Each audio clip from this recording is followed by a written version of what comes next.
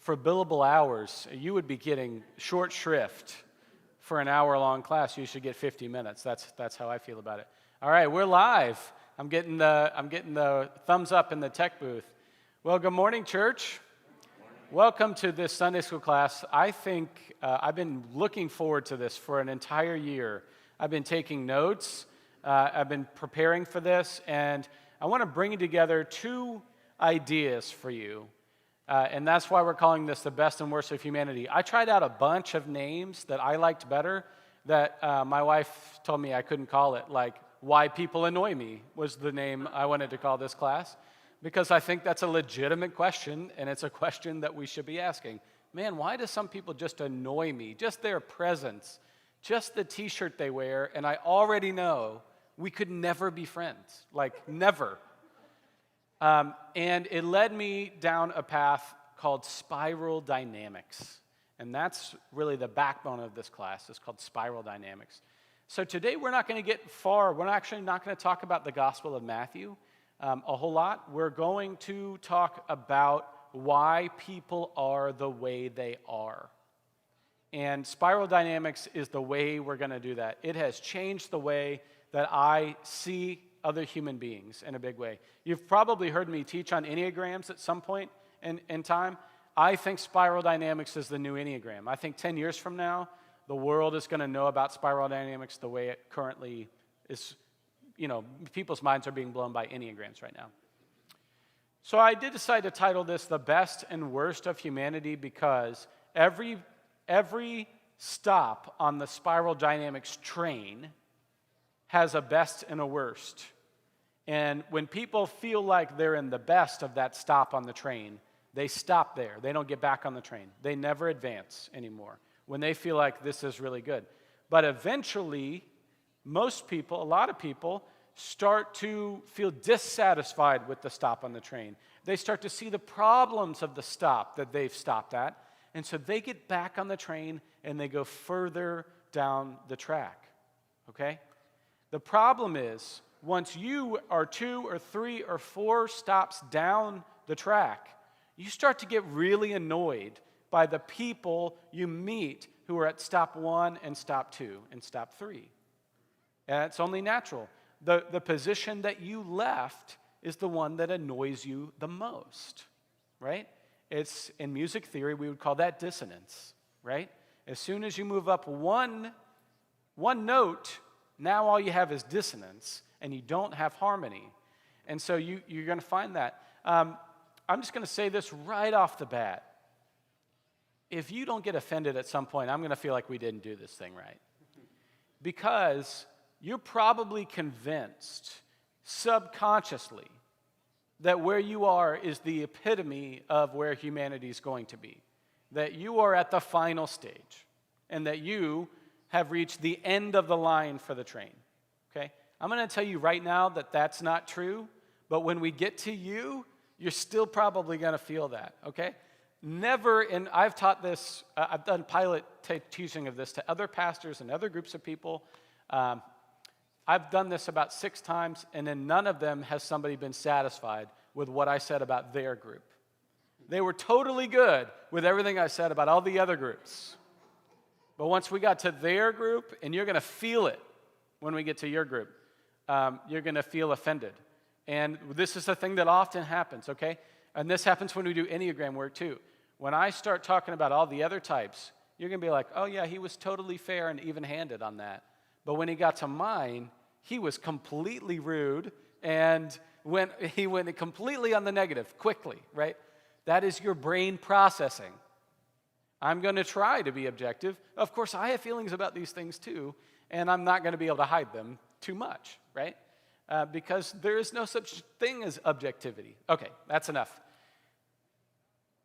This class is going to offer 8 weeks. The only week we're going to take off between now and November 21st is Reformation Day, which is October 31. There will be no class on Reformation Day. And that's because I'm teaching new members that day. That's the only reason why.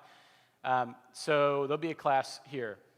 If you have not already, I highly encourage you to join the group on Church Center Open up Church Center on your phone if you have it on your phone and join this group, because there are 2 documents in there. And one of them is the test that you can take to determine where you fit in this group. Now, I'm telling you, we're going to go through it today. You're going to feel it in your bones probably. But you're not 100% in any one area, right?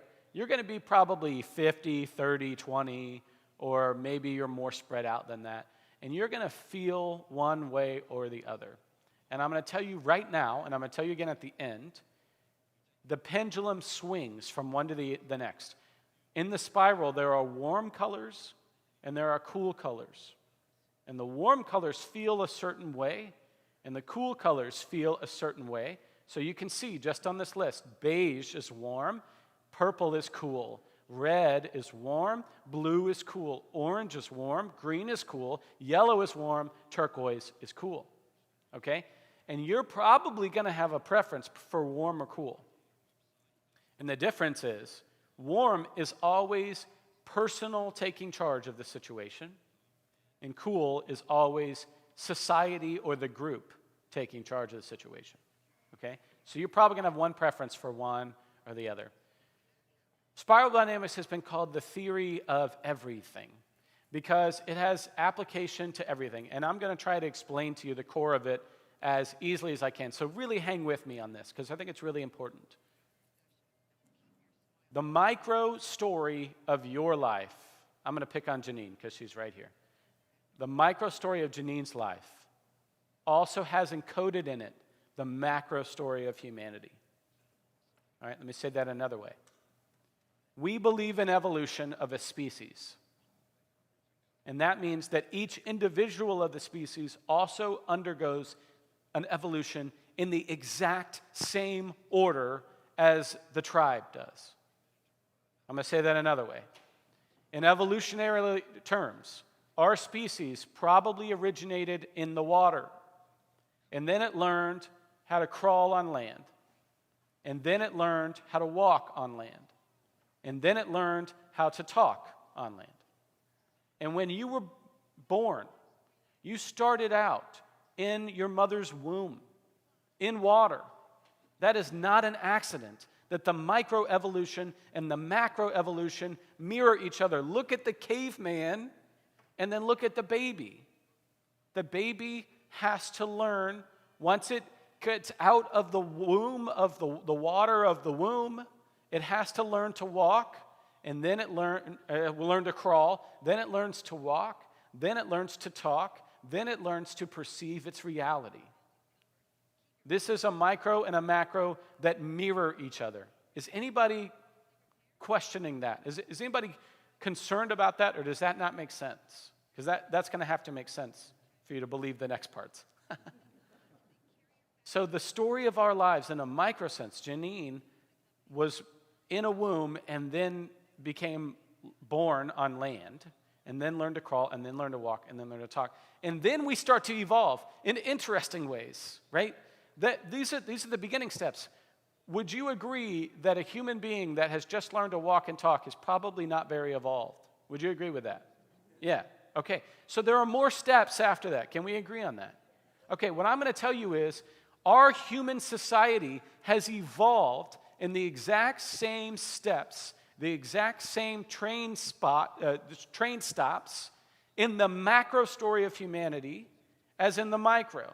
So when we talk about ancient civilizations, and then we talk about Jesus, and then we talk about the Dark Ages, and then we talk about the Reformation, and then we talk about the Scientific Revolution, and then we talk about the Industrial Revolution, and then we talk about America, and then we talk about women's rights, and then we talk about civil rights. That macro story of humanity also plays out in your life when you're 10, when you're 12, when you're 15, when you're 25, when you're 48. The problem is, not everybody goes all the way on the train. People often get off the train and they convince themselves that this is the end of the train and they go no further. And that frustrates the hell out of us because they refuse to evolve further down the line, okay? So you're going to find yourself in this. And I'm just going to tell you right now, wherever you are ain't the end, Wherever you are ain't the end of the evolution of humanity, okay? God did not look at you and say, perfect. That didn't happen, okay? You already know this about your spouse. You might as well know it about yourself, too. Spirodynamics is a theory of everything because it works across the field. It works in psychology and religion and business and education and politics and more. At the end, what I'm hoping to get to is to talk about sexuality in the different stages because it's a riot. And I think it's probably the thing you're going to remember from this whole lecture, to be honest with you. But it's called the theory of everything because it works through all these things. And in fact, one of the times I was pitching spiral dynamics, and I was trying to figure out how I was going to teach it, right? So I pitched it to my buddy Travis. Travis oversees Teach for America in Durham County. Or he's one of the people who oversees Teach for America. And I started talking to him, he goes, wait, I've heard this before. And I said, really? He goes, yeah, this was in our Teach for America training. We didn't call it that, but it has all the same colors. And so he was using it in an educational setting. I mentioned this to my therapist, and he goes, yeah, I use that behind the psychological work that I do. I talked to my uncle in business, and he said, yeah, I think I remember learning that too. Okay, so our lives start at the bottom of the spiral. It's the most animalistic level. That makes sense, evolutionarily. The bottom of the spiral is beige. By the way, if you have a question at any time, you can raise your hand, and Michael Ely over here, he's got a microphone. I'm going to ask that you use the microphone because some people are joining us on the YouTube, and so they're going to need to hear your question before they hear me stutter through an answer to your question. So if you have a question, keep your hand up, and we'll find a time for get Michael over there. If you're just walking in now or you're just tuning in now, I highly encourage you to join the group in the church center, either on the website or on your phone. Join the group because there's 2 documents in there. One is a brief overview, and the other one is the free test you can take to determine where you are in spiral dynamics. So I think that'd be really helpful for you. All right, we're going to start with beige. Beige is not going to blow your mind. Beige is the part of us that is animalistic. Food, warmth, reproduction, kill or be killed. It thinks about today more than tomorrow. It's automatic, reflexive, and instinctual, and is not self-aware in any big way, okay? However, there are other animals in the animal kingdom that are further on this spiral dynamic than you're comfortable with, okay? There are for sure animals out there that do mating dances for other animals. For sure. Google bird mating dances, and it is the best half hour of your day, okay? They do amazing things. Have you seen these? So there'll be a bird, and then he'll go get 2 other birds, and then they stand on a perch, 2 other younger birds, and then they do this mating dance ritual. There's other birds that the male has to clear a bunch of space on the ground, and he's got to show his wings. The peacock is just a ridiculous example, right? A peacock is only a male peacock, right? Right? Only a male peacock has the feathers, and it's for the mating thing, right?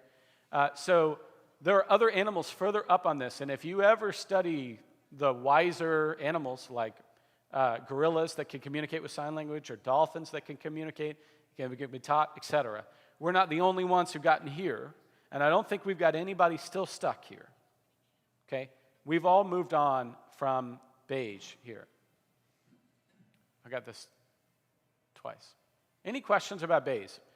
And our brains start at beige, and then they grow, right? The very middle of our brains, the very bottom of our brains is that part of us, okay? The lie is that it's gone. The lie is that that's not you. The lie is that you've evolved and that you no longer have beige in your life. Honey, you do, okay? The taller man has won every presidential election 90% of the time. 90. That's a. Can we agree that that's high? That's a lot, okay? We have sexual attraction. We have fight or flight responses. We see red. I was talking to a friend of mine, and she's a psychotherapist, and she was saying that they're doing new research on couples counseling where they wear pulsometers. And if your heart rate gets above 100 beats per minute, you have to stop talking because your prefrontal cortex can no longer process things when you get heated. Your brain shuts this part down and goes straight up instinct, right? We know this to be true. The lie is that you've evolved and that that's not there anymore. It is for sure there. It is for sure there. Moving on to purple. Purple is one of my favorites. Purple is magic. It's tribal, it's ceremonial, it's superstitious, it's cause and effect, and it showed up in humans about 5,000 years ago, and about 5% of the world global population, all these percentages will be global, not for sure that all the percentages add up to 100. I'm just going to be honest with you. One of you is going to come find me afterwards, probably Fred, but somebody's going to find me afterwards and say, your numbers didn't add up. They're not my numbers. That's what I'll say about that. You can look at this and instantly you probably think about tribal culture in Africa or something like that, right? That still operates this way with priests and magic and rites of ceremony, adulthood ceremonies, and appeasing the gods. But I can tell you this is alive and well in our Christianity, in this building, okay? Ceremony is awesome. I love ceremony. I wear a freaking gown every Sunday, right? Is that because it's hip and modern? No. I wear colors that associate with the colors on the altar, the colors around. That is a very purple thing to do. I was at the gym the other day, and I was thinking about how am I going to explain purple in a way that's not, those people or something like that. And I was at the gym, and they got all the TVs, and I saw a sports athlete talking about his lucky charm that he's got to have before he plays a game, right? And then I saw a show about supernatural, haunted house, and this guy was going to stay in a haunted house overnight. Not only is he doing it, people are watching it, right? We're still making the show. And then in the middle screen was my favorite, Harry Potter. We love magic. Let's just be honest about this, okay? We are not above it. I can't wait to go back to Harry Potter World, Disney World. We talk about Santa Claus with our children when they're going through this stage. Tooth Fairy, when they're going through this stage. We talk about God differently when they're going through this stage. The story of Noah's Ark is a story of homicide. We don't talk about that when we tell them. We tell our kids about how all the animals magically lined up, 2 by 2, got on a boat together. A boat that's apparently in Kentucky. You can go and see it. I don't want to downplay how important purple is. Like I said, I love purple. I work in the church, right? I say prayers. I believe in intercession, right? Which is when I pray on your behalf. I pray for God to come down. When you're in the hospital bed, I don't pray, God, there ain't nothing we can do about it. So, I say, God, help us, right? Have mercy on us. Dr. Wu's got a question, Michael, if you don't mind. We see this all over the world. There are particular spots where the majority of the population is in this, and it functions this way. And it has a lot to do with tribal elders and a lot to do with a shaman or a priest. And this shows up in our Bible an awful lot. Yes, Larry. Yeah, does superstitions include conspiracy theories and magical cures in the age of pandemics? Yes, magical cures, right. I heard a guy say that if you inject yourself with bleach, that it could help you, right? Yes, and this one turns into red, which is the next one. If you're coming in late, I promise to offend you at some point. If you're just getting here, I said that at the beginning. You will probably be offended at some point because this is the theory of why humans annoy us, right? The best and worst of humanity. So conspiracy theory is going to belong a little bit more on the next one. My favorite answer to conspiracy theory, or my favorite response to conspiracy theories is extraordinary claims require extraordinary evidence. And so if you want to believe in a conspiracy theory, I want to go down the deep rabbit hole of all of your evidence. All of it, right? And we're going to science check it. We're going to fact check it, right? We're going to check your references and then check their references, right? Extraordinary claims require extraordinary evidence. You can see why humans get here, right? They start walking and talking, and they're like, it hasn't rained in a while. Well, why not? Well, because the dude up there hasn't let it rain. Okay, well, what can we do? Well, maybe if we dance, the dude up there will make it rain. And then one time they danced, and it works, and they're like, okay, cause and effect, right? And there's lightning being thrown at us, and they're like, what happens? Well, we don't imagine that we're the biggest thing in the universe. We're just one tribe. So maybe there's a big dude up there, and he throws lightning bolts down. Yeah, that makes super sense, right? We have bows and arrows. You can see why we get there. Mystery is a beautiful, important part of who we are as humans. I'm spending way too much time on purple, but that's because I love purple, and I don't want you to discount it. Purple goes to red. Now, these are stops on a train, okay? You choose to get off. You have to stop at every stop. You choose whether or not you get back on the train. Sometimes purple doesn't feel right anymore. Okay? Purple is trusting this witch doctor, this shaman, and then you're like, I think I could do this better myself.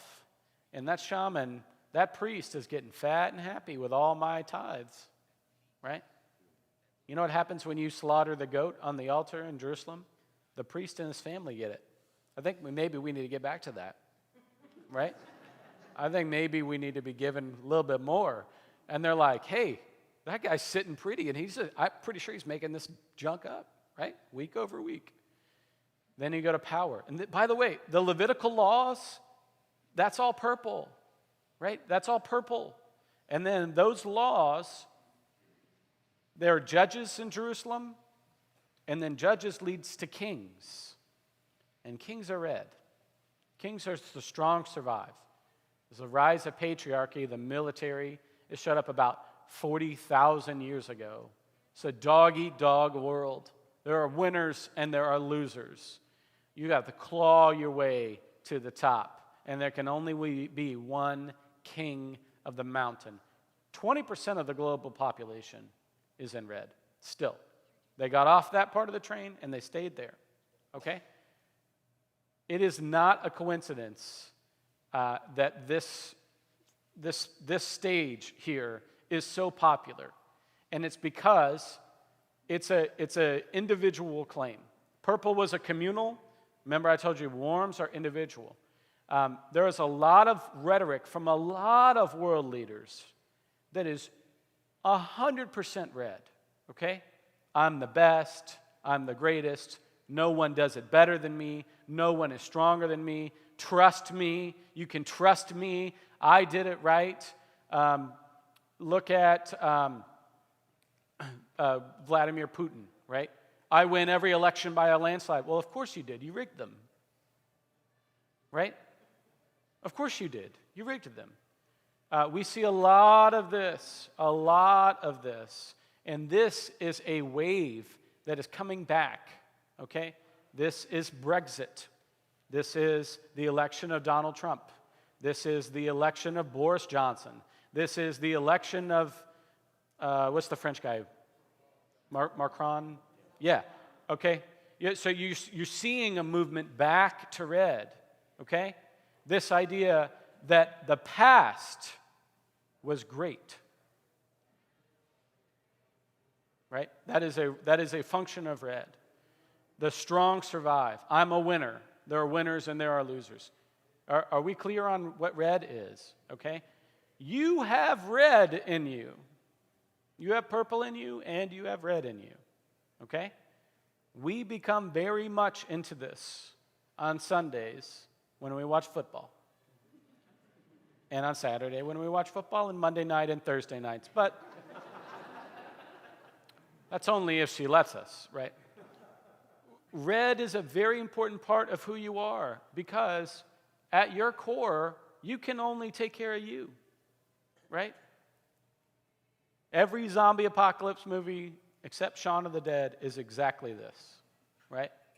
One of my favorite lines in The Walking Dead is at the end of season 2, I think, when they went with the tribal thing and it didn't work. And then Rick, the leader, says, all right, if you're going to stay with me, that's fine. But just remember, from now on, this is not a democracy. Right? Anybody else remember that line? It was a super cool line. I loved it. Yeah. Red is, there's one person at the top, and that person is king. And how are you going to determine who the next king is? He's going to have a son. Guess what? We did this for like 3,000 years, right? We got really good at this. But red leads to blue. And blue is 55% of the global population. That's a lot. That's most of us, most of y'all. Blue is finding meaning, ultimate truths, objective, I won't say objective, but collective truth, ultimate truth, sacrificial life. It shows up about 5,000 years ago. There's a divine plan for your life. You have a civic duty. You need to be a builder. There's righteousness. You need to join Rotary. You need to join a church. You need to get married and be part of civil society. Ask not what you can do for what your country can do for you, but what you can do for your country is the most blue sentence that's ever been uttered. You evangelize while you conquer. It's a double-edged sword, you know? Hey, I can take you over, and while I'm taking you over, can I tell you about our Lord and Savior, Jesus Christ? Blue are the people who still worship Columbus Day. Blue are the people who still show up in traditional worship spaces. Blue are the people who still believe that the family unit is the strongest sense of who you are. Right? Blue people resist technology. Blue people miss the days when you had to call the house phone or the party line and you had to talk to somebody. Blue people love it when you're formal. They love grandma's china. I have grandma's china. I love it, right? Blue love tradition. You notice blue and purple kind of line up, right? Ceremony is now in blue. One of the favorite ceremonies of blue is the coming of age, right? Bar mitzvahs, bat mitzvahs, confirmation. Is there any wonder in your mind why confirmation happens to 13 and 14-year-olds? Well, it's because we took a coming of age, adulthood, right around the exact biological time that they become biological adults. And we have made that part of our Christian living, right? It's another way to control. Blue doesn't love it when women are pregnant and they're not married. Blue makes the boyfriend and girlfriend sleep in separate bedrooms, even though they live together at their house. But blue also backs the church. Blue stays through church, even through tough times. Somebody say amen. Even when times were tough, you said, this is my church and I ain't going anywhere, okay? You bring in all the worst preachers you want, I'm still going to be there. I may be balancing my checkbook, but I'm going to be there. Blue believes you should dress up for church in your Sunday best. You don't give your worst to God. What is that, a Hawaiian shirt? Do you know what we're doing here? Anybody identifying here? Yeah. We love us some blue. I love some blue. Blue's like rules and order and following the rules and following the formality. Blue sends their children to cotillion. Blue, like red, also worships the strong. But now, rather than being individual sports, we have team sports. And we hate a guy when he's on the other team until he signs with us, and now we love him. Right? One of my favorite comedians says, at what point are we really cheering for laundry? Right? Because you wear my jersey, and you're good. You wear their jersey, and you're the worst. Okay? There are soccer stadiums and football stadiums all over the world participating in this. Like I told you before, or I said in the sermon, I can't remember where I am. We belong before we believe, okay? You don't see a lot of people growing up in Pittsburgh, Pennsylvania that just say, you know what? I think I'm a Miami Dolphins fan. We don't do that, do we? No. But you better believe that Ralph and Ann wore their Wolfpack red today. You best believe that they did. You best believe that they did. Absolutely.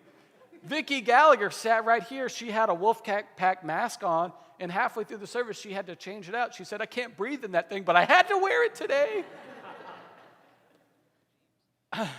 I wore my red, white, and blue, but I really wanted to wear just, a state shirt. I'm going to wear my Arizona Cardinals football jersey later because not only is that my tribe, but I'm also superstitious. Any questions about blue? Thoughts about blue? This is where we are. This is where we are. This is where we are. Except that we're also this. Orange is 15% of the global population, but it's something like 50% of the American population.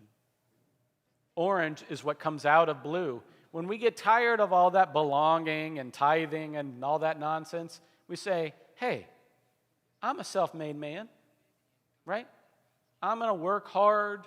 I'm going to make my own money. I'm going to start a tech company. I'm going to take over the world. I'm going to have a big old house with 24 bedrooms, even though I use 3 of them. I'm going to talk about the people who work on my house like they are less than me. I am going to tell you that economy is not my problem. It is your problem because the economy is free and fair, and if you're losing, that's because you're doing it wrong. 3 comes along and says, all of those boring programs that Blue had take care of people even when they don't work. But isn't there one obscure Bible reference that says you should only get paid? You should only be able to eat if you work hard? Orange says, you are not my problem. Orange says the government has gotten too big and now it needs to be smaller. Orange says that contracts rule the world. And if you don't believe me, find out what a super PAC is. Orange says we are still dominant as individuals. Orange says technology is king. And if you don't like it, too bad for you. Orange says you should buy. Who cares that you have an iPhone 10? Psh, I got an iPhone 13, sucker.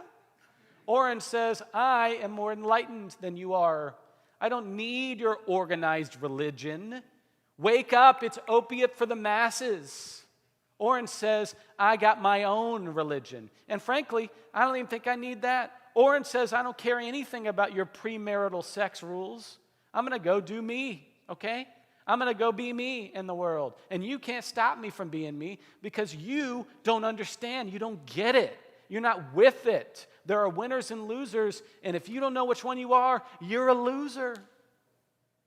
Orange is calculated and methodical. Orange is the TV show Mad Men when it breaks out of blue. Orange is all of the ways that we find our individual success. Did you see how we went from individual of red, we went from individual of beige to communal of purple to individual of red to communal of blue to individual of orange. It's a pendulum all the time. And this is where we are. I mean, I don't think we need to spend a lot of time on this, frankly. All of you have more stuff than you need. All of you. 1,000% of you. Right? I was just having this conversation. Randy's the treasurer of our congregation. And we're going to ask you to give, we're going to raise the budget next year. We want to raise the budget next year by 15%, an extra $198,000. And Randy said, do you think that people can do this? I said, if you take the median income of Cary, the median income of Cary, which I would suggest most of you are above, and then you take 10% of that, our budget here at Christ the King should be a little over $4 million. And next year we're going to be asking for 1.5. Okay? If we were in blue still, I bet we could get 3 million. I bet we could, right? But orange thinks, I don't need to put into groups. I worked hard for this, right? And if you don't make, if minimum wage ain't working for you, get a new job, right? It's supply and demand. If you have a low-paying job, it's because the supply isn't there. And by the way, those same people are right now complaining that their favorite restaurant is short-staffed. True story? We are consumeristic. We pay bottom dollar whenever we can. We treat people who are bottom dollar other than we treat ourselves, right? We complain about our first world problems so much, we've forgotten how ridiculous they are, right? Do you ever just hear yourself sometimes? Do you just hear the things you complain about? God, I'm really going to fix this pothole. Those people, they got to come fix this pothole. This pothole's been here. You know what? Do these people who work for the government, do they even do anything? I mean, this pothole's been here a long time. Well, actually, they fixed the one, over there, and they said they're going to get this one tomorrow. Well, I just can't believe that, right? Etc. We complain about some nonsense. I'm just telling you, right? If you complain about your energy bill, stop. Stop. You can spend less energy, or you can pay the price, or you can get a smaller house. But don't complain about your energy bill, right? It is what it is. Other thoughts or questions about orange?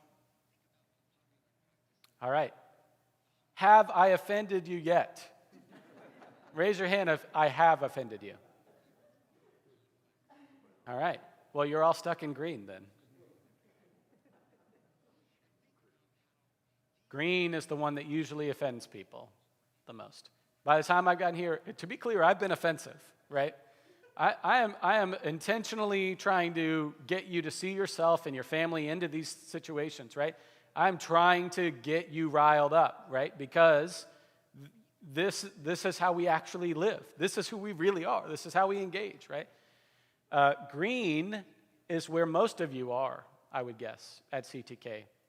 Sure, by the way, blue people are in traditional and orange people are in contemporary, right? In general, you all have some weird, amalgamations of things, but in general, that's how it shows up. That's how it shows up, yep. And you know what traditional people say they hate about the contemporary music? It's focused on me and the I, and it's not focused on us, right? Have you ever made that complaint? Have you ever made that complaint that the music in traditional is an I? Well, yeah, because orange is a warm color, and it's an individualistic color. And in purple, of course, we sing the we, thou. Never mind that our music is intrinsically racist. Never mind that it's intrinsically European, right? Never mind that its theology is often lacking, right? What does blue, what does traditional say about contemporary? Their theology is suspect, right? Yeah. Moving on to green. Here in green, we are peace, love, and rock and roll.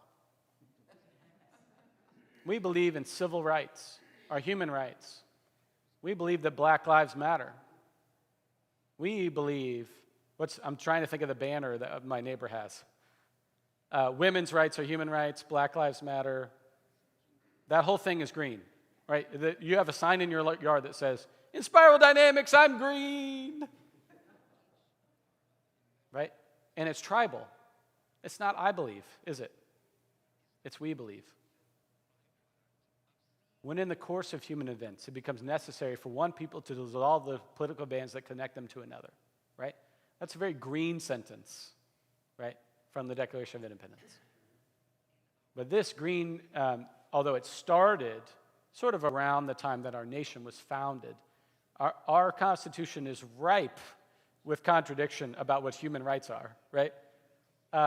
Democracy, except if you're a person of color, you count for a little more than half of a human, but you definitely can't vote. And if you're a woman, do we really even need to say it? You can't vote, right? And if you're Irish, honestly, we're really not sure you can vote either.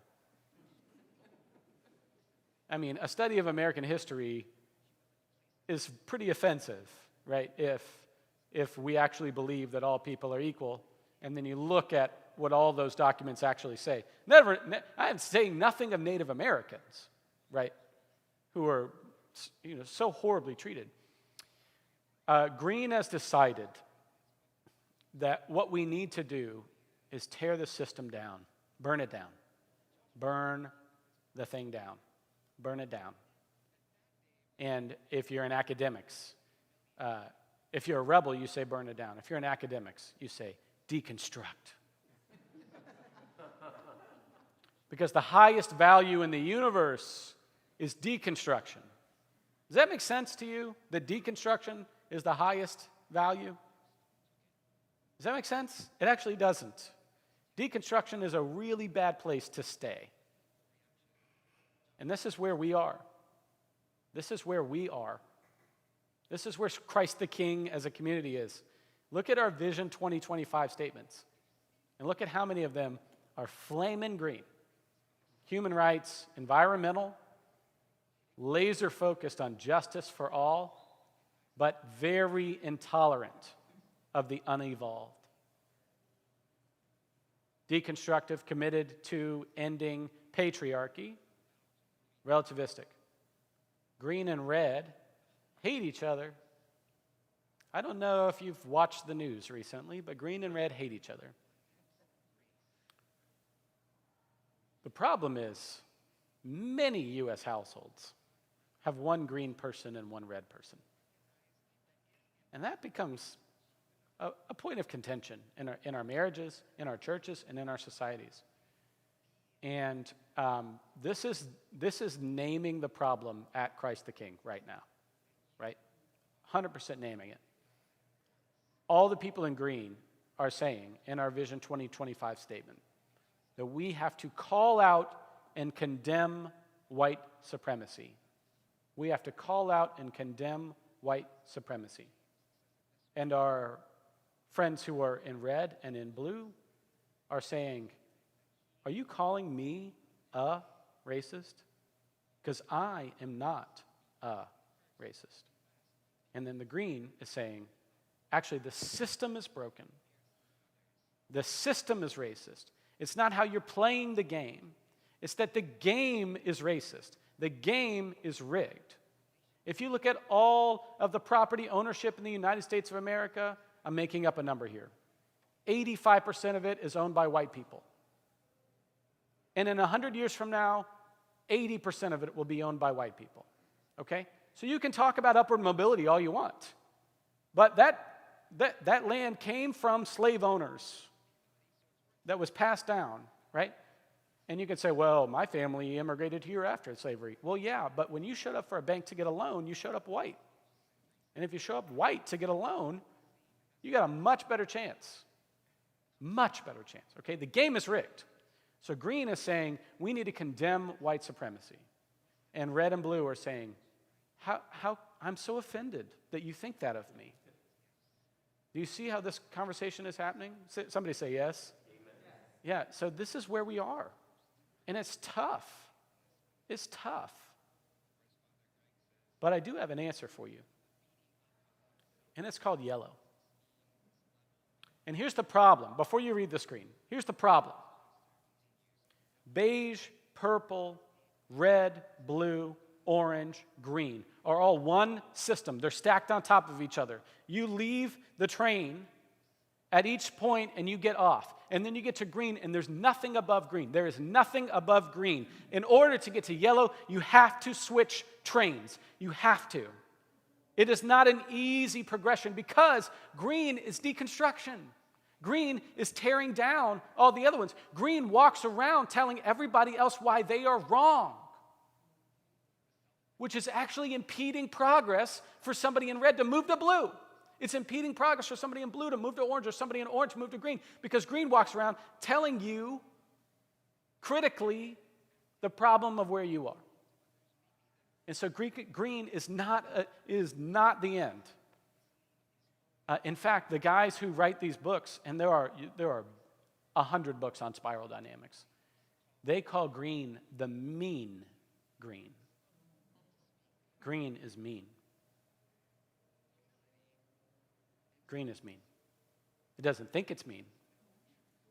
It thinks it's being helpful. Right? But criticizing people where they are is a good way to keep them there. Negative punishment actually doesn't work very well. Right? Hurt people, right? Yellow is how we jump tracks from this train that only went in one direction. Yellow is now an integration of all of the colors. It is a giant leap from green. And I think that's really important for you to know. It's actually an integration. 1% to 2% of the population is here. Again, I don't know if those numbers add up. I don't really care. They're not my numbers.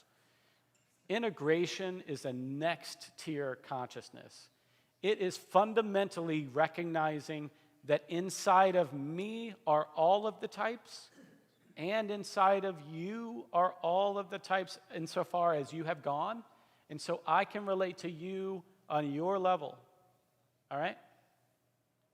If you drop me in a fancy banquet that's very sort of high church or high religion, I'm going to wear my collar. I'm going to use the correct fork, right? I'm going to, pull out my wife's seat. I'm going to show up in that space the way I know how to show up, red and blue. And actually, I'm going to enjoy myself there, okay? You can too. You can too.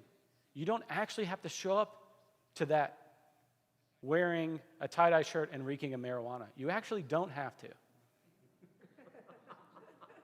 You don't. You don't have to deconstruct all day, every day. You don't. And quite honestly, when people look at you and all you do is deconstruct, they say, why would I want to evolve to that? That guy's miserable. She's miserable. He, she, they are miserable. You're miserable if all you do is deconstruct, okay? I got a buddy in seminary named Nathan. He's afraid to open his mouth. I got a 13-year-old. He's afraid to open his mouth because everything you say can be turned against you, right? Which is why I decided I was going to offend everybody and then, equal opportunity, I guess. What I love about yellow is the fusion of science and religion, which, by the way, is the fusion of warm and cool. Because red keeps claiming science. If you think about it, military is actually science, right? Military is math and science. And the arts, which if you think about it, is actually purple and blue and green art, right? There's some great rock and roll that came out of the 1960s when green first came on the scene. Some great music, right? So if you think about them as a fusion, you have a sense of amazement. And we're just about done here, but I want to just tell you, if you can start thinking this way, the world will change for you. Science and religion are not at odds. And here's the gosh darn truth. We know almost nothing about the universe. We know just nothing, okay? Just Google this one question, okay? What is it that we are in? What is it that we are in? Okay? We could say that this is air. It's 76% nitrogen. Well, yeah, we're on a planet, but that planet is in something. What is it that we are in? Well, it's a fabric. Well, it's a wave. Not a wave. Well, it's strings, right? We have no flipping idea. We have no idea, okay? I am made up of molecules. This stool is made up of molecules. When I hit my hand on this stool, my hand does not go through that, and we have no idea why. We know that every molecule in this stool is actually appearing and disappearing and reappearing again. Everything in my body is appearing and disappearing and reappearing again. We have no idea what space is, what time is, what the fabric of the cosmos is. We have no idea. And instead of just trying to convince ourselves that we do, it might actually be worthwhile to say, wow, look at the mystery of the universe. By the way, there are a lot of scientists out there who are pretty convinced that this whole thing was designed because of the vast unlikelihood that there would be living life here. There are a lot of scientists. Google the word supersymmetry. See what comes up. A lot of people hoping that supersymmetry is real. A lot of scientists hoping that supersymmetry is real, which more or less approves that it was all on purpose. Yellow is non-judgmental. There's a politician that I'm quite fond of that is almost entirely in yellow, and I'm going to piss off half of you right now. But his name is Barack Obama. And he is consistently rising above. He consistently goes high when others go low. He consistently brings hope, not naive, not a naive happiness, but a hope for something. And that's what yellow does quite well. So here in Spiral Dynamics, I told you that we were going to talk about the Gospel of Matthew. We're going to next week. But I wanted to give this to you. And just on your way out, just for fun, let's talk about sex through the different stages of development here. Remember, these are human biological stages here, okay? How is sex talked about at the Beige stage? It's primal, it's animalistic, okay? How about purple? It's a gift, right? It's magical, yes. God is ordaining who you're supposed to be with, right? There's a custom around it. There's actually a marriage ceremony, right? Only if you're straight, right? And actually, really, only if the woman is property. That's where purple starts. How about red? I deserve it. Yeah. Yeah. 50 Shades of Grey, maybe. Yeah. There's a bunch of movies in smut on Netflix devoted to sex as red. Bunch of it, right? Game of Thrones, right? Or as my friend calls it, boobs and dragons. How about blue? Blue says you best not be having sex unless you're married first. God is judging you. My grandfather told my dad that if he masturbated, he would turn blind.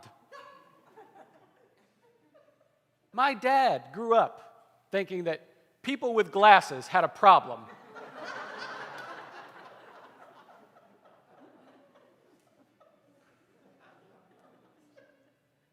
Is that blue going too far? Yeah. Yeah.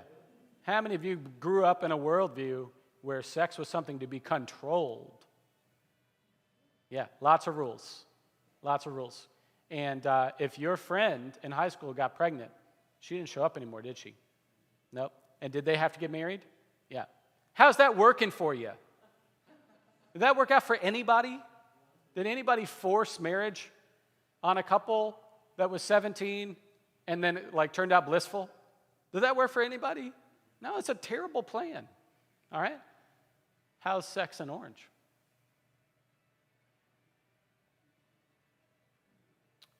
How about I get out my phone and I swipe left and I swipe right? I can decide whether or not you and I are suitable partners based on a 1-second instinct of one photo that you have filtered the crap out of and posed with a dog that's not even yours. We can do some stuff in orange, right? Of course, orange is mom and dad are so old and lame, we got to sneak out, right? We're going to have this secret thing on the side. What's sex life in green? Peace, love, and rock and roll. Make love, baby, right? Yeah. It is deconstructing sex and sexual mores, isn't it? Isn't it? We've been doing that since the 60s, right? The problem is you can still get pregnant, right? You can still get sexually transmitted diseases. By the way, my uncle died of AIDS, and I was watching my life unfold, and the things people said about people who had HIV affected me very deeply, right? My uncle was dying, and people were calling him, and he was gay, right? So all the names, all the things, all of the you deserved it. How does yellow talk about sex? It's biological and spiritual. It's scientific and it's beautiful. It's art and it's science, right? the universe is compelled toward life. And so we make life. And making life isn't just making children, right? Sex actually makes life in a way that's not just having children, right? Otherwise, a bunch of us, got surgeries that we didn't need. If sex is only for children bearing, right, then we got surgeries that we didn't need. Sex is creative. It's life, right? It's a beautiful, wonderful thing, but also can be damaging, right? And I'm still very blue. I believe people should get married before they have sex. That's what I believe, right? I did it, and so can you. sort of that mantra. But on the whole, I can recognize that not everybody feels that way, right? I can recognize that not everybody else lives their life the way that I would.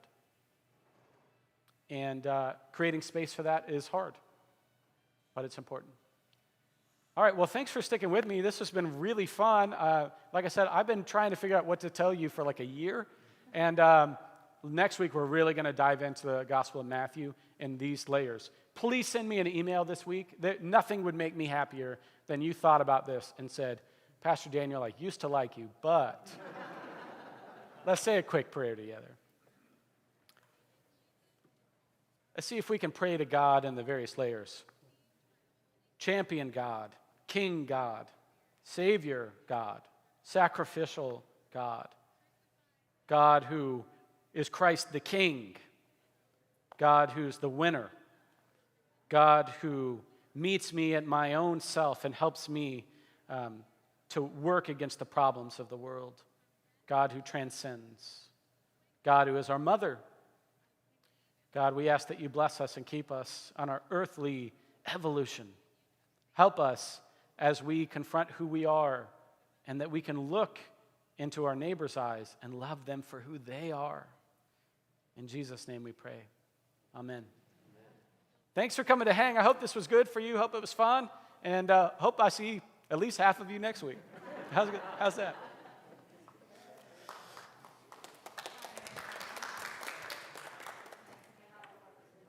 Anybody take attendance?